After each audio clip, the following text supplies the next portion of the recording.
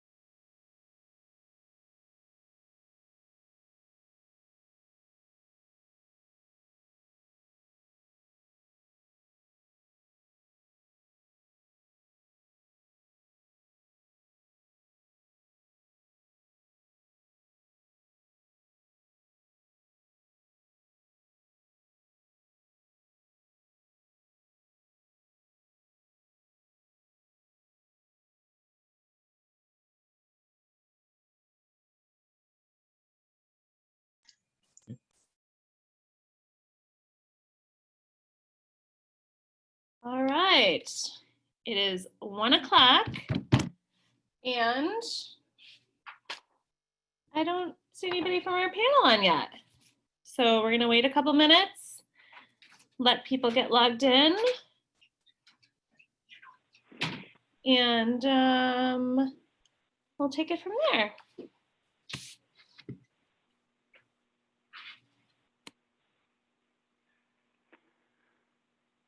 Hey, Tina. Yes, Dan? I'm here. I don't know how to get on the other part, so just to let you know. Oh, okay. So you're not gonna show your face, you're just gonna be over the phone? I don't know. I'm like trying to figure this out. You're on the phone, right? You're not on a computer? I dialed in. Do you want me to send you the link so you can just go through Zoom, or, I mean, you can do it over I got a link. I got the Zoom link? Here, how's this? I think I got it. There you are. But I think It's me. Okay, awesome. All right, so we're gonna get started because Marla said that she's gonna be running a little bit late. So our panel is going to be Dan Callis. So Dan, raise your hand so everybody knows who you are. Dan has been in the business for how many years, Dan? Almost 20. Almost 20 years. Okay. And then we're also going to have the amazing Mind Right Realty team, Tony and Cherise. Also, how long have you guys been in the business? It was just 4 years for us this February. Okay, awesome. Perfect. All right, so we're gonna jump right in. How this is gonna run is each question I'm gonna ask it as if we are in a listing presentation and I am the seller. And the question will be answered by the, do you guys see a lot of feedback or is that just me? Yeah, I hear an echo too. I'm not sure. I'm Not muting sure. the volume down. Why I'm getting a lot of feedback. Here, let me see if that's me. Oh, you know what? I think your phone is still on, Dan. Your phone and your computer? How's that? I don't know what's going on. What happened? All right, we're gonna just try to not, we're gonna try to work. Is yours? Okay. All right. You guys can decide how the questions are gonna be answered. And who wants to go first? The first question that I have is, will you cut your commission? Hey, Tina, we're not going to be able to hear you with all this feedback. Can everyone mute except for Tina so we can figure out who's creating the feedback? Did you mute Peter? Mhm. Okay, now you mute Peter, You're still feeding back. you're not muted. Hold on, I think I figured it out. Hold on. There we All go. right. You're good. Yeah. Yeah. Yeah. It was Peter Promsberger who's messing it all up. He's in my office eating ribs right next to me. What gives? Like Of course he literally. Okay, all right, let's do it. So you guys, between Tony, Sharice, and Dan, you guys decide who wants to answer first, but the number one question is, will you cut your commission? No. Any other questions? Well, okay, so we'll just dialogue that. Okay, so, well, what do you mean no? Like you won't even consider it? No. Do you want me to go to work for you? Well, of course I do, but I mean, Then go ahead and sign the contract, Tina. Let's get started so I can get your home sold. okay. Well, all right, Tony and Sharice.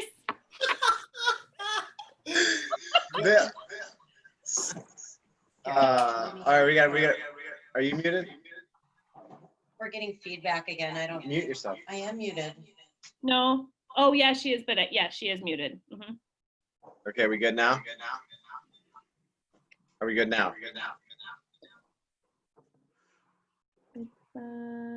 Everybody's muted. Let's see. Okay. How about now? I feel like you're still, I'm not doing the feedback now, but I think just you are, Tony. How about now? Better. Is there any feedback at all? Nope, you're good Okay. now. All right, great. So we get asked that, we don't usually get asked the question, will you cut your commissions? Usually we get the general question, what are your fees, right? What's your commission? Which is kind of an indirect way of trying to figure out whether you are at, below, or above other realtors are interviewing. So our basic response is we have a customized listing compensation plan completely based on the needs of the individual and what has to go into that specific property. So, because if someone says, have you ever discounted your listings? Yeah, we have. I'm not going to lie. We've definitely done. So if I'm listing a property, let's say a $400,000 property, and I'm helping them buy a $500,000 property, yeah, I'm probably going to give them a break on in some way, shape, or form based on that. If that's what they're looking for and they're interviewing multiple realtors. If we're representing someone who found the buyer themselves, they procured the buyer, we give a discount for certain things like that. So we don't take a firm stance. Completely respect agents that do, like, no matter what, it's 6%. You know, any situation, it's always 6%. We do customize it and modify it based on the individual needs. 90% of our listings are at 6%. Okay, perfect. Sharice, do you have anything to add? I'm afraid to No, babe, you can't. Okay, You don't hold need on. to. They can hear Okay. you. Okay, you guys can hear me? Yeah. Okay, Yeah. great. All right, perfect. Yeah, so no, I would say we same as Tony, right? Like, we don't announce, like, we will cut a commission if we're doing multiple sales with one family or one person, but we do customize it. So for example, if it's a listing that is going to need a lot of work, right? Like it's going to need a ton of professional photography, if it's going to need staging, if it's going to need, you know, boosted ads on Facebook for marketing, then yes, we're going to suggest a higher price point than something that is kind of like a no-brainer, a slam dunk, where we don't have to increase the percentage of that particular property, if that makes sense. Yeah. Yeah. I guess the other thing for me though is I go in at 8, 7, or 6%. I give them that choice. So essentially then, okay, so let's talk through that. So if you go in and you're going in at 8, and then they say, will you cut your commission? Will you then say, fine, I'll drop it to 7? Well, so I get a pre-listing package and I have 3 different types of packages that I offer. And so which package makes the most sense for you? It's really the way I approach it. Okay. It's never about reducing commission. It's more about what makes more sense for you in that listing or for the seller. Yeah. Yeah, absolutely. Yeah, I would agree with that too. Just the language, I would never say I'm gonna, reduce my commission or cut my commission. It's, we can customize this to fit the individual needs of the client. Just know that you're not gonna get the same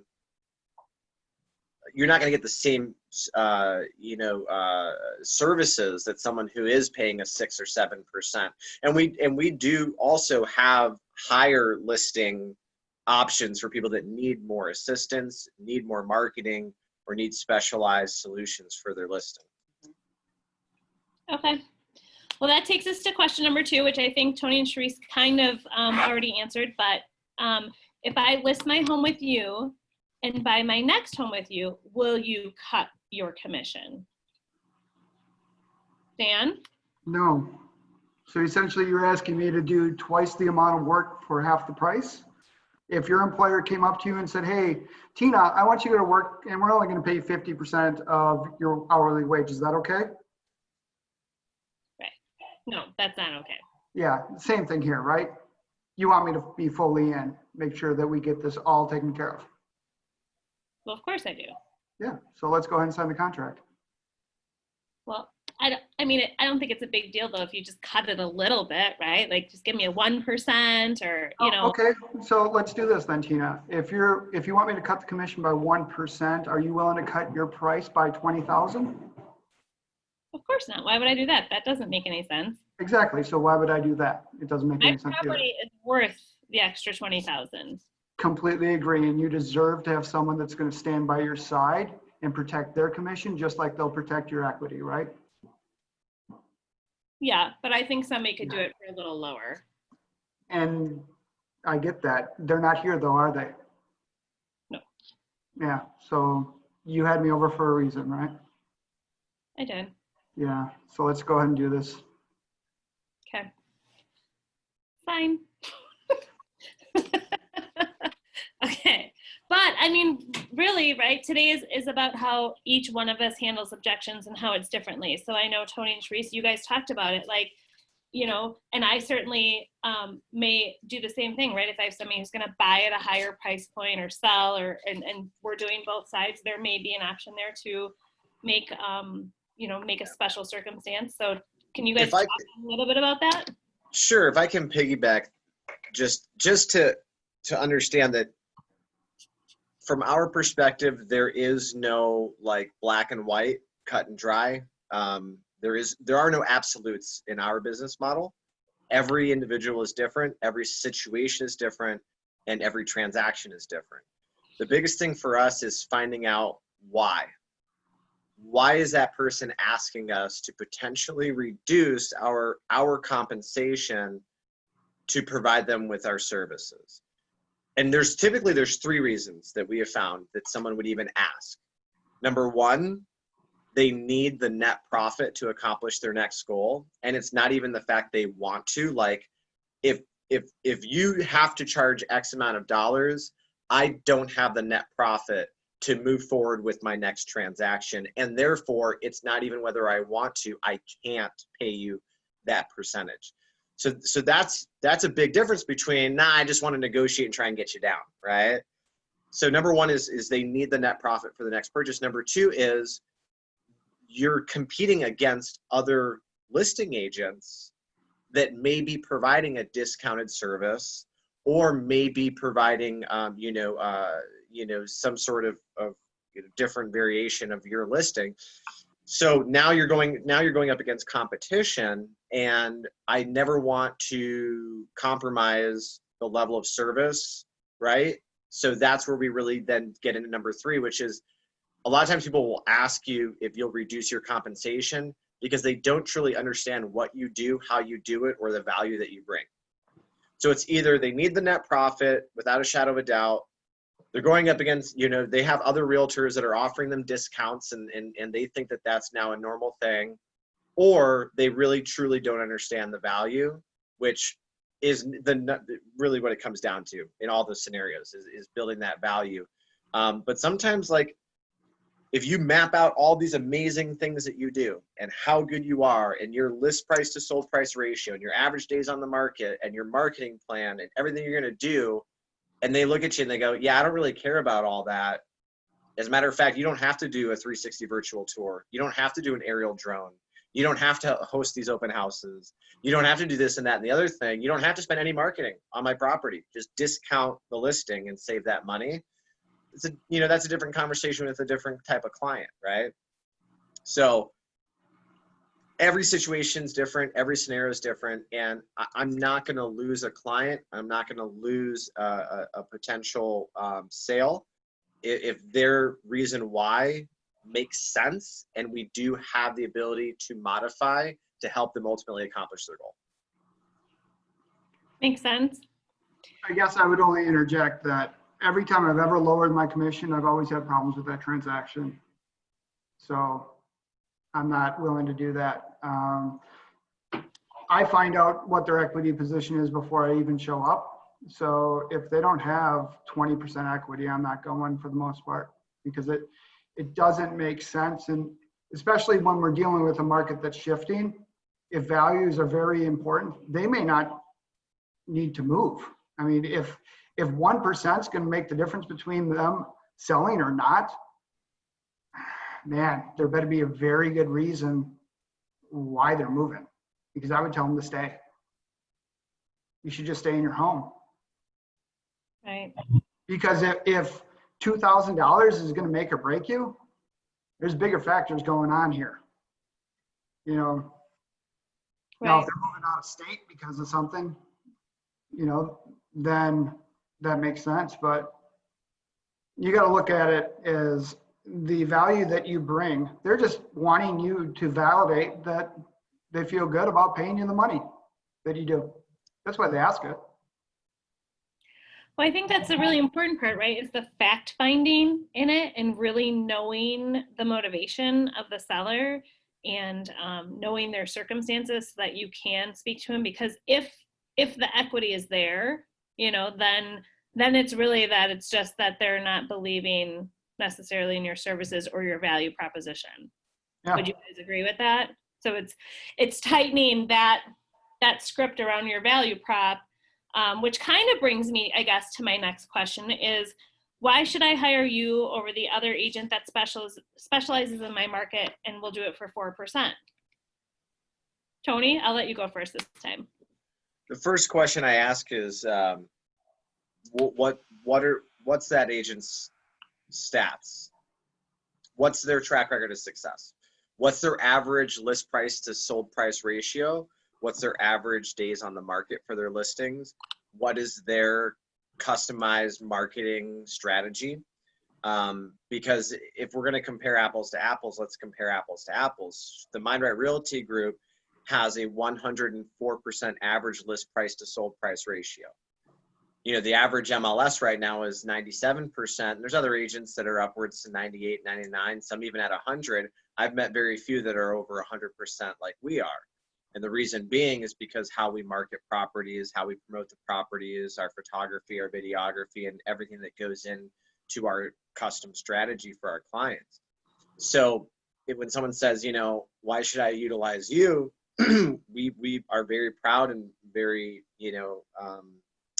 I guess, firm with our stats and what we're able to do, and say, yeah, you know what, you may save 1% going with that other agent on a $300,000 listing. That's $3,000, but you're going to make 5% more on your list price to sold price. So you're going to yield way higher of a net profit with us.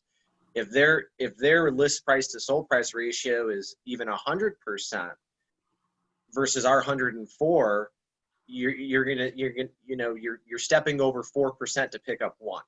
And that doesn't really make sense. And when you just do the math, and I'll do the math right there and crunch the numbers for them and say, yeah, if you list with this individual, you're probably going to net $297,000. If you list with us, statistically, you're going to make $315,000.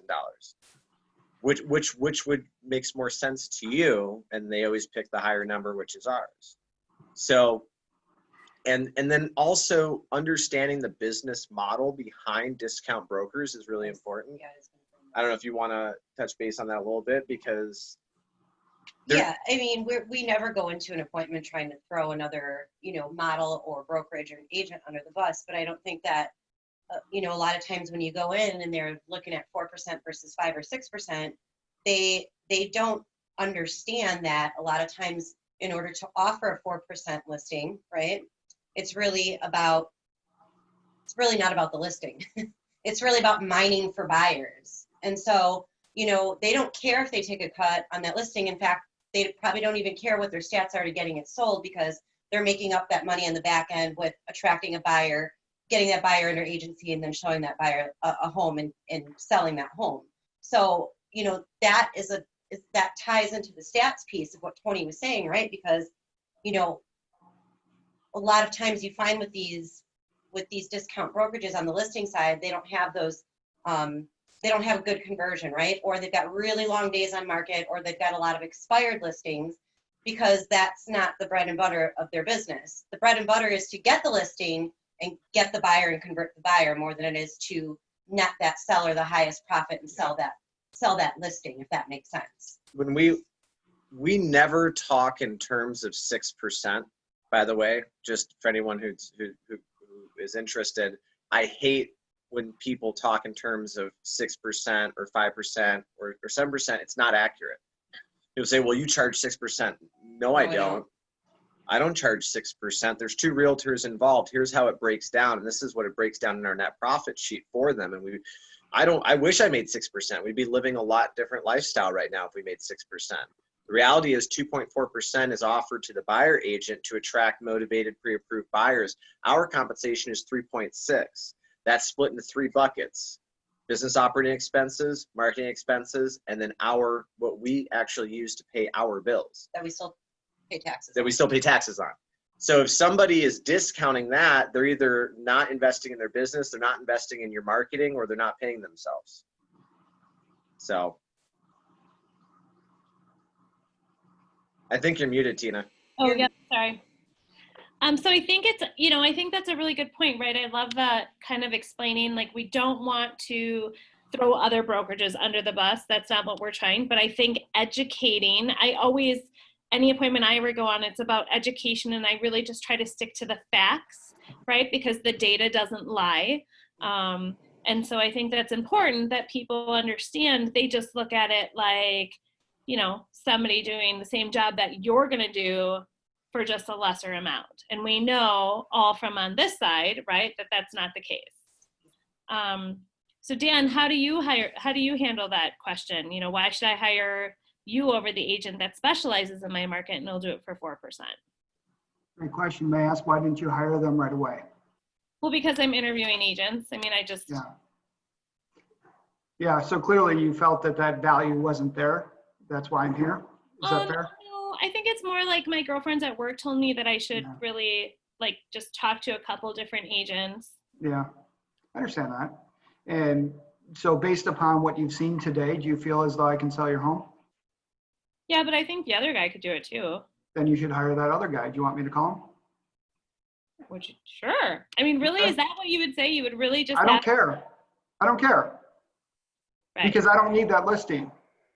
Right.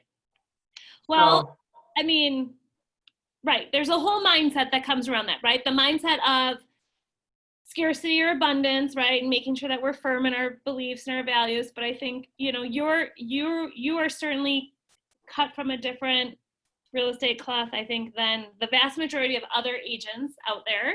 Mm-hmm. And I'll tell you, I don't know if I would have the nerve to say that in a listing appointment. I guess I'm not there yet in terms of feeling secure enough to say it. So I not as direct as Dan, but I have told people that same statement. Like, if you feel based on, you and also I think Dan would agree, it depends whether you're coming in first or second, right? If Dan, yeah, yeah, I would always come in last. you always prefer to come in last? Yeah, unless if it's an expired, I'll come in first because they already had a bad experience. So we'll just play off of that. Yeah. How do you ensure that you're going to come in last? What is I ask. You ask? Yeah. How many agents are you planning on meeting with? 3. You're 3. Do you already have those appointments set up?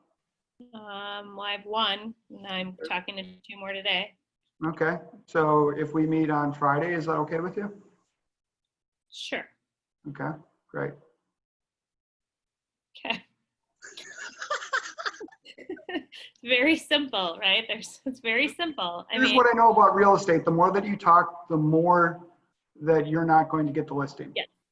So that is a true statement. For me, I just got to shut up and ask questions and move on. Do you ever find that there's like an uncomfortable silence? Oh yeah. It's called the pregnant pause. It's fantastic. I really am not good in an uncomfortable silence, guys. I'm going to be real honest right now. I'm not. I don't. But what do you hope to accomplish in that uncomfortable silence? You just hope that they're just going to give in or agree, or what do you think? What is your hope in the uncomfortable silence? Oh, he's doing it now. Are you doing it now? You just did it. Meeting for all. You just did it. I talked. Yeah, because in the end, they've already made a decision whether or not they're going to hire you. They just need to be able to verbalize that. My philosophy is that I either have the listing within the first minute of being at the door and it's just them figuring it out, or I don't. And if I don't, I'll just get up and leave. I don't care. Like, if I know I'm not the right one, thanks for your time. I'm not the right person for you. We'll see you later. Like, there's way too much business out there for me to try and get everyone. So how many listing appointments do you go on a year, Dan, do you think? So far this year, 49. Okay, of the 49, have you walked out on any? Yeah. Oh yeah. How many have you walked out on? 7, 8. Okay. Because it's just not what I want. I'm not the right fit for them. And so I would be doing them a disservice to try and go to work for them when I know it's not going to work out. Sure. Charisse, have there been any listings this year that you guys haven't taken? Like you've gone to the appointment, but then you've decided like maybe I'm not a good fit for them? No.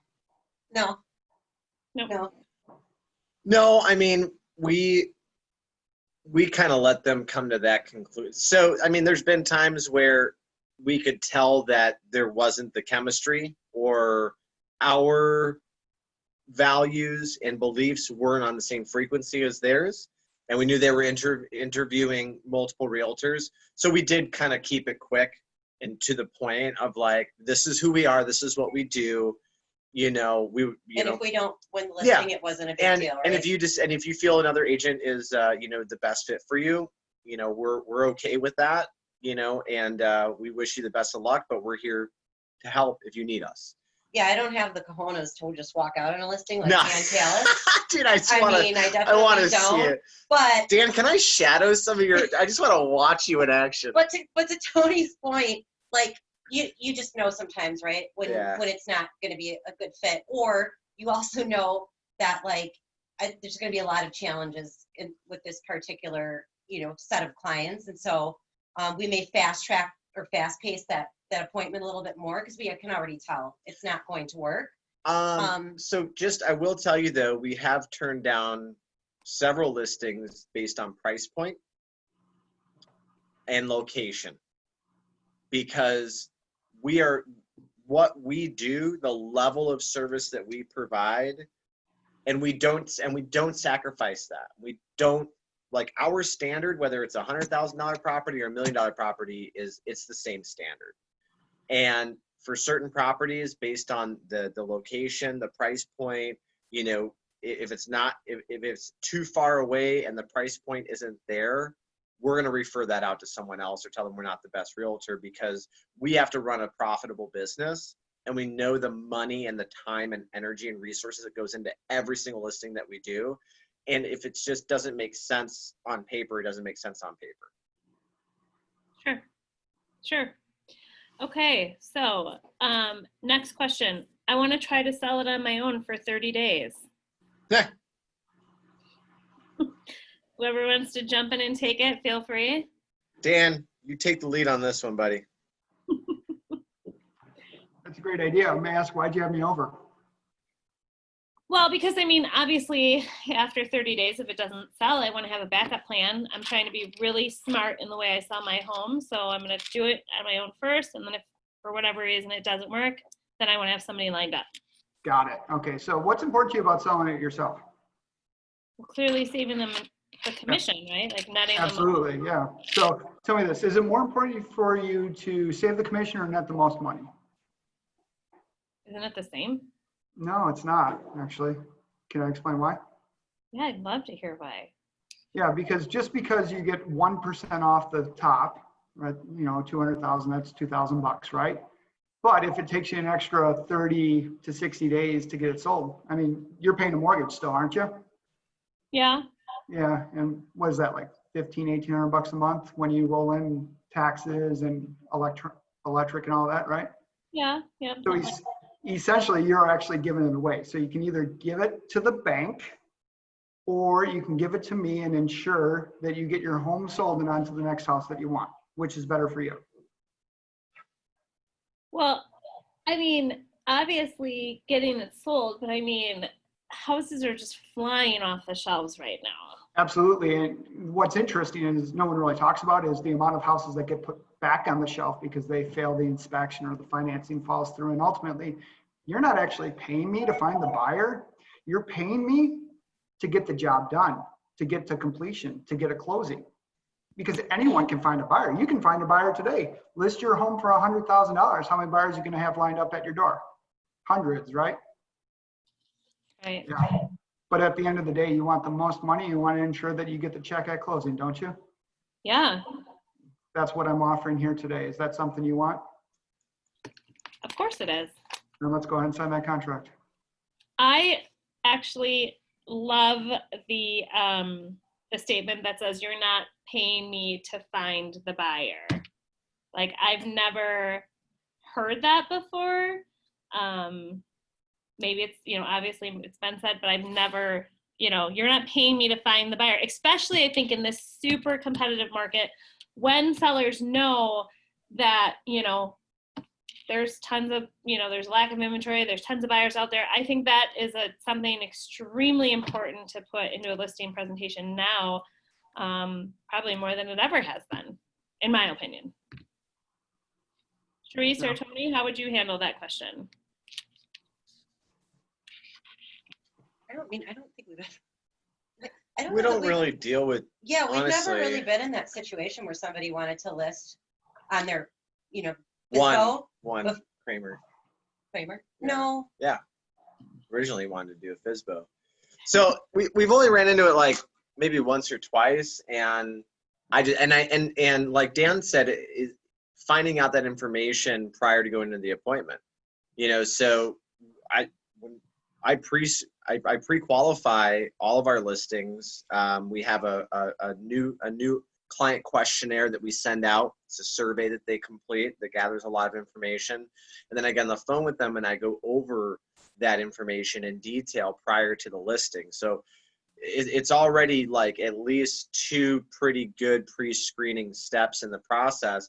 So they'll tell me the handful of times we've had it happen that, yeah, we're thinking about doing a for sale by owner. And then like Dan said, great question is, well, why would you want to sell the home yourself? Do you just hate working with realtors, or are you just trying to save on the commissions or whatever? Some people do hate realtors. We find that out. 9 out of 10 times it's because they want to save the money. So now I know, okay, so it's really just about helping them understand that they're going to make more money working with me than they are going to be selling it by themselves. And when you look at the National Association of Realtors statistics on the average days on the market for a FSBO, and the actual list price to sold price ratio for a FSBO, it kind of goes back to the same comparison of a discount broker or a competing broker. Is, okay, well, if you sell it on your own, you're probably going to be on the market this many days, and you're probably going to yield this % of your list price. Whereas if you work with me, I'm going to get it sold in this many days and get you this percentage over your asking price. Yeah, What makes the most sense? I think something else to add to that, though, is like, at the end of the day, you're still going to pay out of pocket for an attorney. But really, all that attorney is doing is they're handling contracts. They're looking over contracts. They're not fighting. They're not negotiating. They are not protecting you. And probably on the other side of that transaction is a buyer's agent. So that person actually has representation, and this person, the seller, does not have that representation. And so really, again, it comes down to value. You can hire an attorney all day, but your attorney is not going to, fight for you. They're not going to negotiate on your behalf. They're not going to save you money during home inspection. Yeah. Like, they're not going to coordinate contractors for you. So I think it always boils down to just that value, and the value proposition of, being represented by a realtor in this case versus a FSBO. And again, asking those questions. So now we're talking about it, I'm going back to I have a FSBO script, and it's asking those questions. So if you're not going to use a realtor, do you mind if I ask what attorney you're hiring to handle all of your contract review and execution? Half the time, we don't have an attorney yet. Oh, okay. So if need be, I can provide you with some resources. Make sure you have a good attorney. They're going to cost, probably around $1,500 or so for everything from start to finish. So then, who are you going to hire for your marketing? Who are you going to hire to do your photography, videography, your 360 virtual tours? Because you do want this on Zillow, right? Because you want professional photos, right? Right. So you start asking these questions of who are you going to use for this? Who are you going to use for that? And then we start actually writing down the estimated cost of those things for them. And then I say, okay, so when you get your home inspection report and, there's some electrical issues and one of your basement walls is slightly out of plumb, say 1/4 to 1/2 of an inch, do you know which contractors to contact to get further evaluations and how to defend that? Well, not really. Okay, well, we can provide you with some of those resources. And so you start asking those questions, and by the time you're done, they don't want to sell their house on their own. Yeah, because they don't realize what goes into it, but you just told them what goes into it. Right. And now they're like, okay, do I really want to deal with that? Or do I really want this realtor to deal with that? Although I may steal Dan's method, because he seems like he just asks 1 or 2 questions and then just gets the shit signed. And I like that. Right. Ask questions because you don't know what's important to them. I mean, I'll go down those roads if they need it, but otherwise, simpler is better. Dan, I mean, how long is your average listing appointment? Knowing that, and I just want to talk a little bit about what, the MindRight team and the Callis real estate team, like what you guys do on the front end of a listing, but how long is your average listing appointment, Dan? With paperwork signed? Yeah. 15 to 20 minutes. Oh. So you Shh. Charisse. So you get in the house and you view it, and so basically when you're going in there, you already have the listing in your eyes. Yeah, and why else are they having me over? Well, I mean, I already have the listing if I'm showing up. Every word out of my mouth is actually taking the listing away. So shut up, ask a question, move on. Okay. That's my perspective of me. So you're getting in there and you are just taking a look at the property. Yeah. and then doing paperwork right there. Are you determining price right at the table? Yeah, oh yeah. You're running comps before and you're adjusting on the fly? I'm running comps before. I'm giving them the comps to look at prior to me coming over. They already have all the contracts. They have everything they need to make a decision, which is why it takes such a short period of time. Okay. Tony and Sharice, how do you guys handle it? How long are you in a listing appointment on average? Realistically, about an hour, sometimes an hour and a half. Mm-hmm. Yeah. Depends on the property, depends on the client, Yeah. depends on how much we need to. So we really focus on relationships. That's our core. That's why 90% of our business comes from referrals. Okay. We don't door knock for the most part. We don't do cold calls. We don't call FSBOs. We don't call expireds. So our approach is maybe very different than other agents where they're not so much focused on building that relationship and having that client become part of your family as more of a transactional approach, because we spend a good 15, 20 minutes really connecting with that client, like figuring out like, where they're at, what's going on, what's their motivation, what's their big reason why. Yeah, but at the same, we're pre-qualling that, right? Like, Yeah. we're not going in there finding this all out for the first time. There's a seller survey, there's a conversation, a phone conversation to set the appointment where there's more pre-qualifying questions based on the survey. But when we get there, it's really just about, walking the property with the seller. So we do that with the seller, not without. We've tried it both ways. Here, sit down with this fun paperwork, and we're going to walk the property. But we really find that even when you say that, they still want to walk the property with you because they want to tell you more about their updates and their first child and his bedroom and all of these things, right? So I would say that is always what takes up the majority of the appointments is the walkthrough. After that, the actual listing presentation is really quick and seamless after that.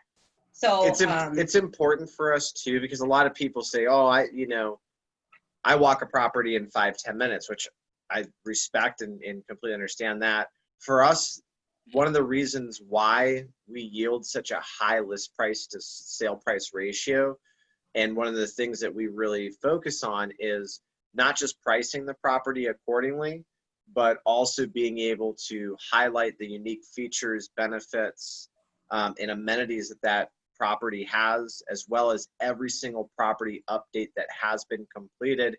And I don't just want a list of them typed up or emailed to me. I want to actually see it. I want to know about it. I want to know what's going on with that, because we use that in all aspects of our marketing to build the value and to get. We list our properties towards the higher range when we do the CMA, and we tend to get, again, on average, well over the asking price.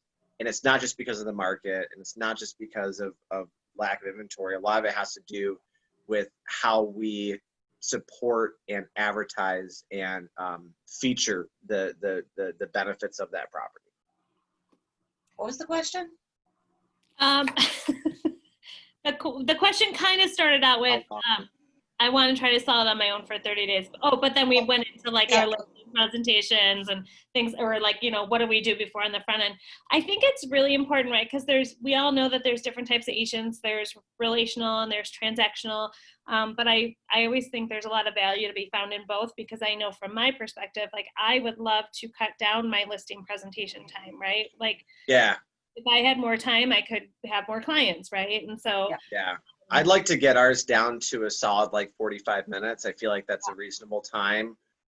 We do tend to get off on non-real estate related conversations with people a lot, because we're very friendly and we like having, it's like we build a relationship. All of a sudden we're talking about food and golf and our kids, and oh, you have a dog, we have a dog, let's talk about dogs. And so we need to get better at tightening it up and shortening it up for sure.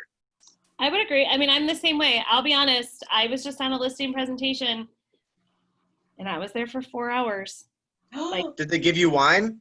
No. Oh, because that's how they get us. They start giving us wine and food. We're there for 3-4 hours. It was very long, and Mike was freaking out. He was tracking me on my iPhone, what the heck's going on here? So, but again, trying to be very relational, right? Trying to, work that angle. So Dan, like, how do you handle it? Like, do your clients work on getting relational? Do they ask you personal questions? Do you? Well, I think what you guys presuppose, because my listing appointment is so short, that I'm not relational. And Tina, you know me personally. Right. You know that I don't waste time with people that like, I got too much going on in my life. I come from the perspective that there are people that I'll click with and people that I don't. I'll treat everyone with respect. I'll talk about things, but at the end of the day, they don't want to be my friend, because if they did, it would be a different scenario. They're hiring me for a job, and I take that job very seriously. And there are people that I'm friends with, but otherwise, I talk to them regularly. We may talk about things personally if they bring it up, but the reality is my life's not that interesting. I don't have an interesting life. I do the same thing each and every day. You have an interesting life, but you're right. I mean, there's a ton of value in the fact if I personally could be a little less relational, because I have found sometimes that backfires in your face when you're in the transaction and it's going south. That is Tony okay? Does he need the Heimlich right over Zoom? I'm Peter in.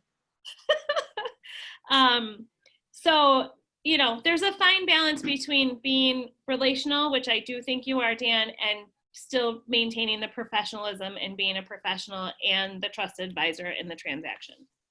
And, it depends on their personality style. Someone that's a driver, there's no discussion. Right. Boom, boom, boom, boom. But, if they're amiable, we'll talk a little bit more.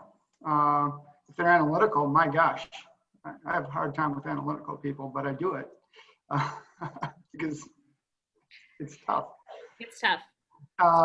And the eyes, those people are fantastic. They love life. They're so exuberant, and I'm not there. So, Okay, so we're going to jump around a little bit because we just have 15 minutes left. So I want to just kind of ask some specific ones that I guess I really am looking for the answer to. What do you say when someone says, I've never heard of your company before? Anybody jump in? So Dan? what's important about that?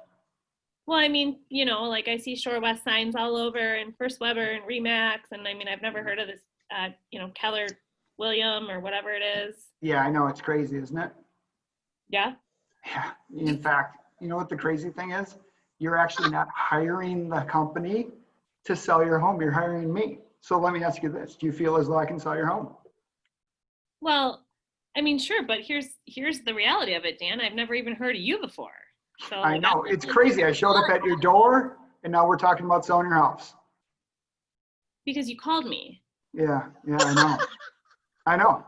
I called you, you said you want to sell, and all of a sudden the wheels are churning and we're one step closer to getting you to the house that you want to go to, right? Yeah. Yeah, and to be fair, if it wasn't for me, we wouldn't be having this conversation. You wouldn't be thinking about other real estate companies, would you? Well, probably not, but I mean, Yeah. So I'm the first one in. Let me go to work for you, and I can show you what I do. And ultimately, what you want is to get your home sold, right, Tina? it is, but is anybody even going to recognize your sign? I mean, like, And you know what's crazy is that doesn't matter. Signs, they're not even responsible for 1% of sales anymore. The reality is you and me are going to work together. Do you feel as though you and I can work together? sure. Yeah. So let's work together and get this home sold, okay? Okay. The thing that Dan is always great at, and I've always respected since I've known him, is he is always closing. I mean, at the end of each statement, he is closing always.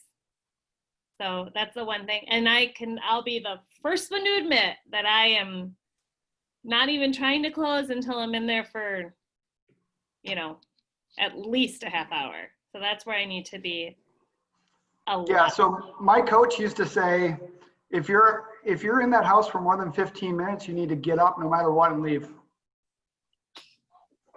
Was that a fairy coach? You know, and I respect that a lot, but the one thing I'll say is, and I've been in a lot of sales positions throughout my life, from retail sales to telemarketing to mortgage insurance. And here's the thing, some people really enjoy that very like to the point, assertive sales approach. Here's the thing, I'm not a salesperson.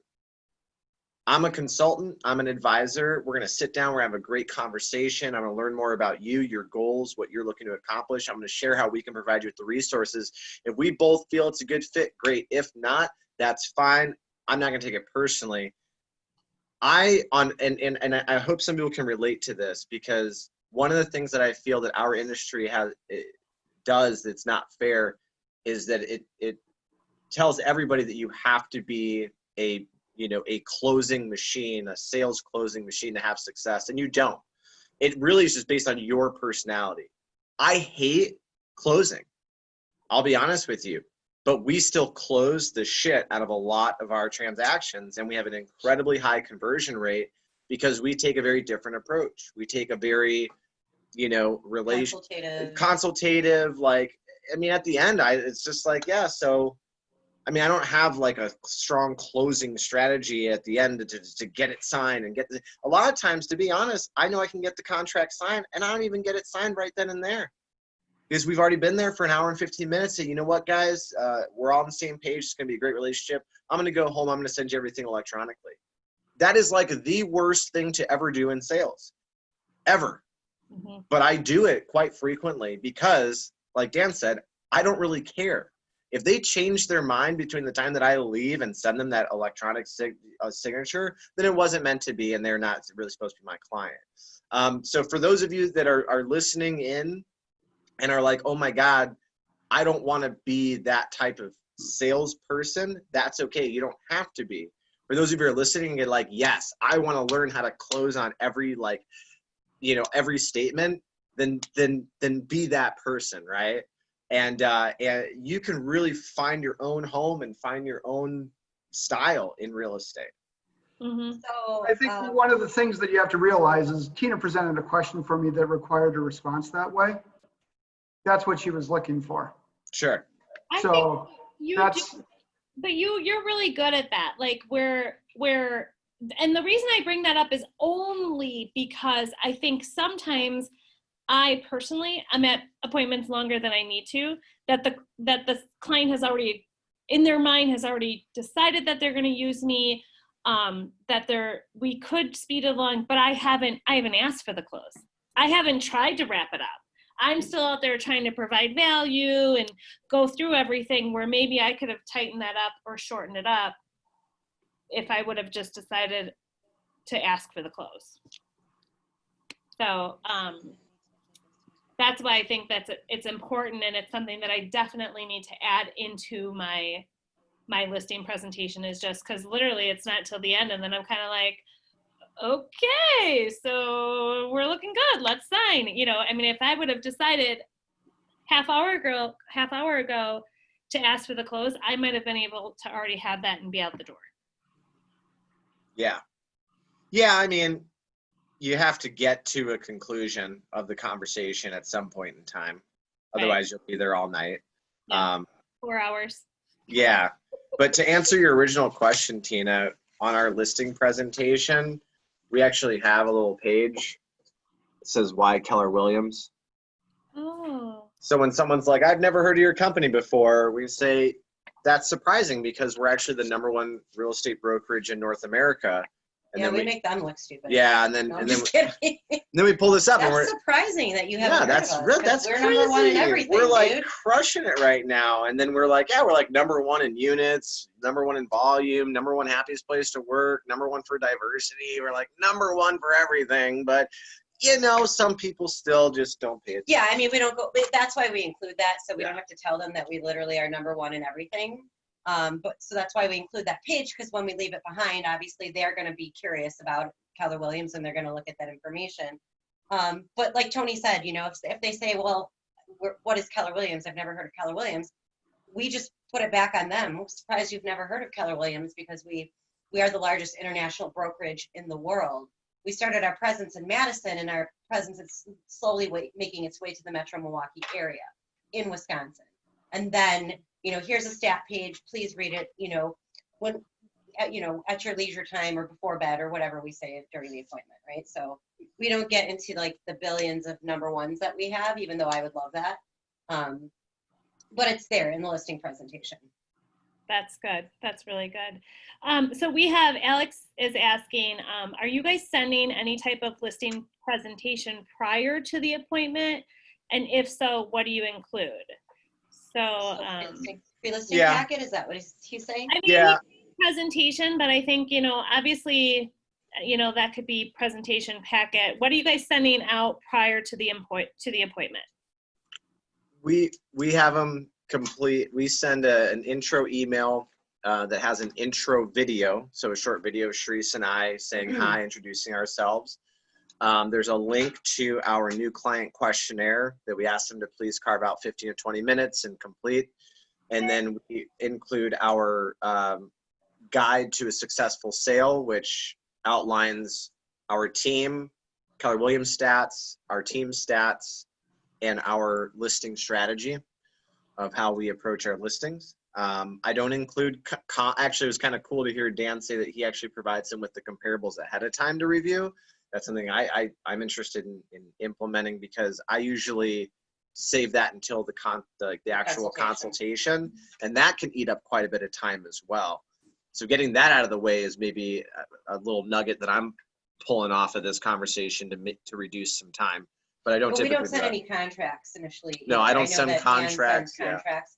We just send all of that other stuff, and then we talk about the contracts and the comps and the net profit analysis when we get to the appointment. Dan, what do you send out? Everything. You send out everything. You send out like a fully executed contract, just ready for signatures. Do you mail a hard copy, Dan, or Yeah. drop it off? Both, whatever. I'll do an email. I find most people like a hard copy. I'll give them the option. Do you prefer it emailed or do you prefer a hard copy? And they'll say, oh, I want a hard copy. So we'll either drive it over to them or mail it out. I try and do my listing appointments a couple, 3 days out so they can get it. I include comparables because frankly, that's the most important thing that they care about. They don't really care about me. They care about what's their house worth. What's it going to cost to sell it? And can you do it? Mm-hmm. So I give them that information. Email, I'll do I'll email the hard copy along with the MLS printout so that they can go and look at all the pictures. And then if necessary at the appointment, we'll go through the pictures together. And I'll also include, we have like a Prezi that we email out, just a quick thing on who we are and what we do. Nice. Okay, awesome. So in the next 4 minutes, I just want to just kind of pick your brains, and if you guys have, like, we've got some new agents on here. So if you guys have any advice that you would like to give to any new agents or, you know, veteran agents like myself, I'm always looking to improve. What is like the number one single, you know, tip that you would pass along? One single tip, huh? Sorry, I put you on the As many spot. listing appointments as possible. Yes, that is the That's a best. good tip. Because what you lack in skill, you can make up in numbers right now. I would Yeah. say, so when we first got involved in the business, I was really reluctant about script practice, or just even having like any type of, you know, set kind of presentation in place. So we were, well, and in the beginning too, to our defense, like we didn't really know that was a thing. We were just kind of doing whatever because we didn't know any better. But then when I did learn about it, I was a little reluctant because I felt like I could feel less relational and more transactional, or like I didn't want to feel scripted.